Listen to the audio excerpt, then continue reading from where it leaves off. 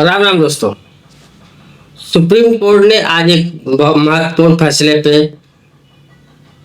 अपना निर्णय रिजर्व कर लिया है और जुलाई में ये फैसला सुनाएंगे।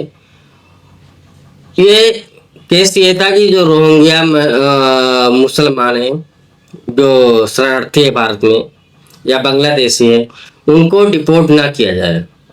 उसका एक उसमें एक वकील है अपना प्रशांत भूषण, और एक और है, ये वही प्रशांत भूषण है जो इन कोर्ट फिक्सर वकीलों के गैंग का एक मेंबर है। ये भी है जिसके बारे में संसद में चर्चा हुई थी।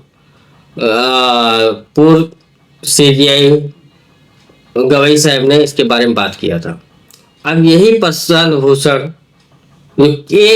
भूषण, कपिल सिब्बल, ये मनोज सिंघवी और ये 4-5 वकील है जो कोई भी देश विरोधी काम रहता है ये उनका केस तो जरूर लड़ते हैं, उसमें कोई दो राय नहीं। वो इसी में से एक केस था रोहिंग्या को डिपोर्ट करना। तो इनके कहने का मतलब है कि रोहिंग्या को डिपोर्ट ना किया जाए, जिसमें कोर्ट ने सख्त लहजे में कह दिया है कि हम इस सरकार के इस काम में बाधा नहीं डालेंगे, हम इस पे रोक नहीं लगाएंगे। सरकार जैसा करती वो करे और फैसला हम जुलाई में सुना देंगे।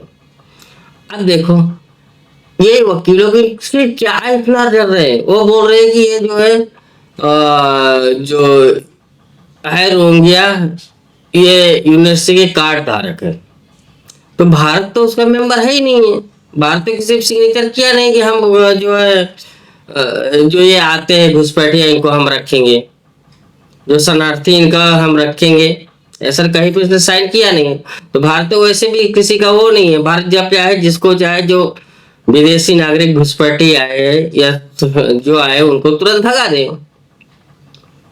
उनको रिपोर्ट करते हैं। भारत सरकार वही कर रहे हैं। बांग्लादेशी और जो म्यांमार के जो रोहिंग्या मुसलमान है इनको सबको भगा रही, ढूंढ ढूंढ के भगा रही है। हर एक जगह से जहां जहां पे बीजेपी की सरकार है वहां वहां से तो पक्का इनकी बोरिया बिस्तर गुल हो रहे हैं। ये प्रशांत भूषण, कपिल सिब्बल जैसे वकील को थोड़ा भी इनको ये लाज लज्जा नहीं है कि भारत वार जोन में, एक तरह से वार में जा रहा है पाकिस्तान के साथ में। और ये पाकिस्तान के जो स्लीपर सेल है या बांग्लादेशी और रोहिंग्या, अधिकतर ये आईएसआई के स्लीपर सेल निकलते हैं। इनको और रोकने का मतलब ये भारत के साथ गद्दारी करने के लिए पूरी तरह से सोच रहे हैं।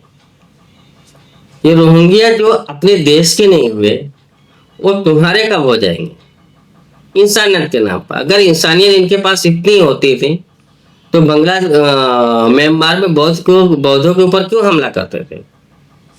बौद्ध समाज तो जानते हैं सभी की सबसे शांति प्रिय है, फिर उन पर हमला क्यों करते थे? जब उनके देश में रह करके उन्हीं के तालीम खा करके उन्हीं में छेद करने वाले तुम ऐसी जमाती हो, ऐसी जाति तुम्हारी है।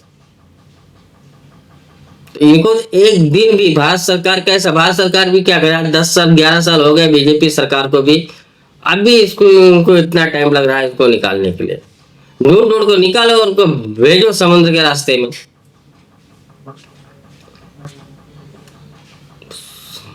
समुद्र नौका बिठा दो किधर भी जाए। मलेशिया वाला कैसे करते हैं, किनारे पे खड़े रहते, कोई बोर्ड आता है बांग्लादेशी म्यांमार का, उसको सीधा दौड़ धक्का मार के वापस है। कितने तो ऐसा बोर्ड डूब के मर गए। ये आते म्यांमार के बांग्लादेश के रास्ते से ज्यादा आते हैं। भारत के रास्ते तो कम घुसाते हैं जो, लेकिन बांग्लादेश के रोड से ज्यादा आते हैं।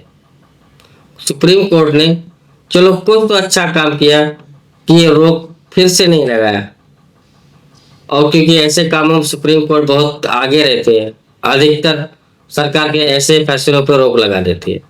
लेकिन भगवान का शुक्र है सुप्रीम कोर्ट ने ये काम नहीं किया और सरकार को पूरा खुला छोड़ दिया है कि जब चाहे जैसे चाहे जहाँ पे भी मिले ये रोहिंग्याओं को और बांग्लादेशियों को डिपोर्ट करते हैं। दोस्तों वीडियो समाप्त करते हैं। प्लीज वीडियो को लाइक और सब्सक्राइब जरूर कर ले। जय हिंद, वंदे मातरम, भारत माता की।